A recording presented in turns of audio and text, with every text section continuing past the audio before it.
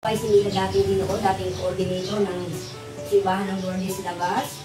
At bilang isang namumuno dito, noong una nakikita ko talaga na kulang na kulang kami sa maninimba katulad ng mga bata at mga dalaga. Pero ngayon, siguro ay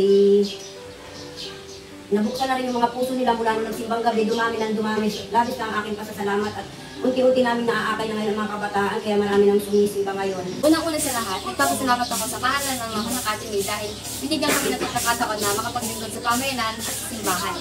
Sa loob ng paglilingkod na ginagawa namin, syempre hindi mawawala yung saya. Lalo na't nakakatulong kami sa mga kabataan at simbahan na makiisa sa lingkod niya. Bilang isang mag-aaral sa loob ng 2 taon, mas lalo akong natuto kung paano tumulong at manlingkod sa mga kabataan. Sa loob ng aming paglilingkod, masasabi ko na naging masaya ako dahil naturuan namin ang mga bata sa daycare na gumawa ng kanilang mga activities at kitang-kita sa kanilang mga mata ang saya ng unang dumating kami. Sa mga naging pagtulong at paglilingkod namin sa aming pamayanan, ito ay naging magandang karanasan at ipakita ng kahalagahan ng aming pagkakaisa. Bilang isang taong may malasakit sa kalikasan, naunawaan ko na ang paglilinis ng kapaligiran ay nagpapakita ng responsibilidad at pagmamahal sa Diyos at sa kapwa. Ang pinaka-nagustuhan ko po dito sa Libon na Day ay kahit simple lang po yung ginagawa namin na pagtulong, ay malaking bagay na po ito.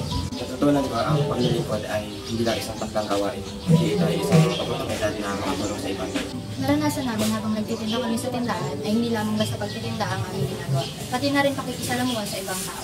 Sa buo naming paglilingkod, mas nakilala ko ang Panginoon, mas may dami akong nalaman tungkol sa Kanya at natutunan ko kung paano makipag-communicate sa iba. Sa isang taon na lumipas, paglilingkod na wagas at tapat. Sa simbahan nating mahal, pusong nag-aalay, hindi nag-aalinlangan. Sa bawat dasal at pagkilos sa pagsasakripisyong walang kupas. Kikita natin ang biyaya ng Diyos mula sa patnubay niya at sa ating landas. Mga kamay tumulong, nagabot, mga paa hindi napagod lumakad. Tagumpay nating pinagsaluhan pag-ibig ng Diyos sa ating laban. Ngayon, sa bawat patak ng luha ay saya at pasasalamat. Dahil sa isang taong nagdaan, diyas ang ating sandigan. Purihin siya sa ating buhay sa paglilingkod na di magwawakas.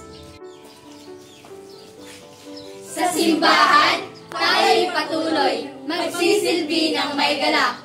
Kami ang Area 13 hanggang sa muli ng aming paglilingkod. Alam!